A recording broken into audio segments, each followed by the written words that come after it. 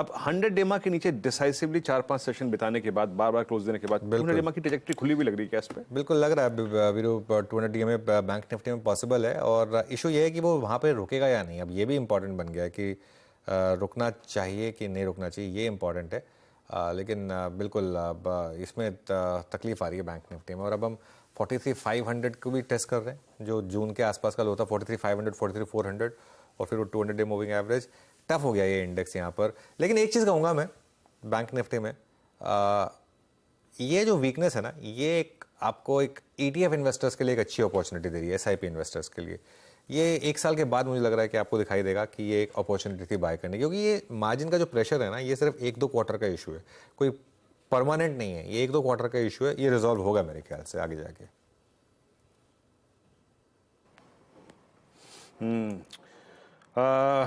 अच्छा, 1-2 स्टॉक्स में और मार्क कर देता हूँ।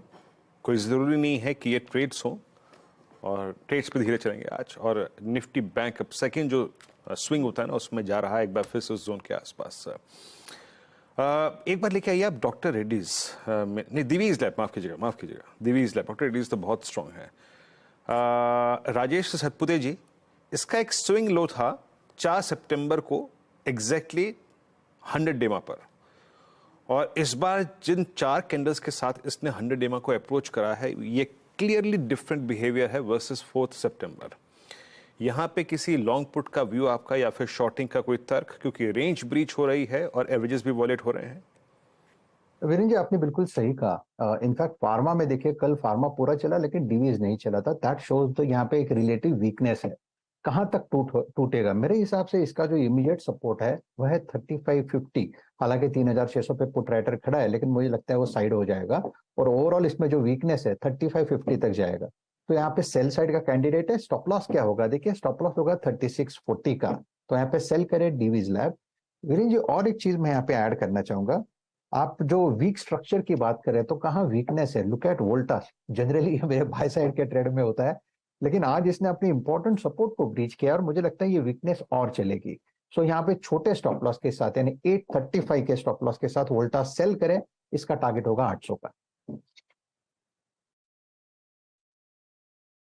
वोल्टास का स्ट्रक्चर फिर बिगड़ता हुआ, और जुलाई, इनफैक्ट अगस्त, सितंबर इसके लिए ठीक ठाक रहा था, इनफैक्ट फर्स्ट वीक ऑफ सितंबर तक, लेकिन उसके बाद फिर कोलैप्स शुरू हो गया। अच्छी स्पॉटिंग है और राजेश जी आपकी है, और वोल्टास क्रैक होता हुआ बिलो ऑल एवरेजेस, और फ्राइडे बहुत क्लोज है। तो मैं ये भी देख रहा हूँ कि अब इसका स्लिप शुरू हो चुका है 20 वीक एक्सपोनेंशियल मूविंग एवरेज के नीचे, जो कि इसने रीगेन किया था 4 अगस्त को, जिसके बाद इसमें स्ट्रेंथ शुरू हुई थी। तो यस, वोल्टास की स्पॉटिंग अच्छी है।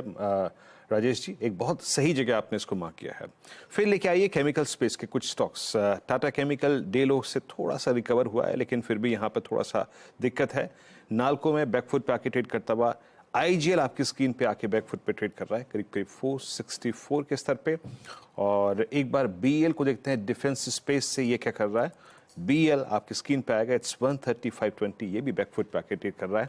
और आशीष बहती जी, BEL 135, मेरे ख्याल से फर्स्ट टाइम इसमें एक चीज़ हो रही है, और वो हो रहा है कि इसका जो सबसे करियर का स्ट्रॉन्ग स्विंग है 6 सितंबर को शुरू हुआ था, 6 अप्रैल को, फर्स्ट टाइम ये जाके अपने 50 डेमा को टेस्ट कर रहा है। कोई एक reasonable stop loss, positional stop loss क्या होगा इसमें?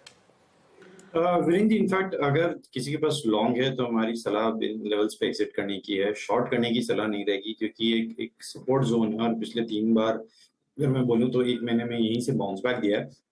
तो लॉन्ग जरूर एग्जिट कर लें, बट शॉर्टिंग की सलाह जो रहेगी वो 133 के नीचे ही इसमें फ्रेश शॉर्ट्स की सलाह रहेगी।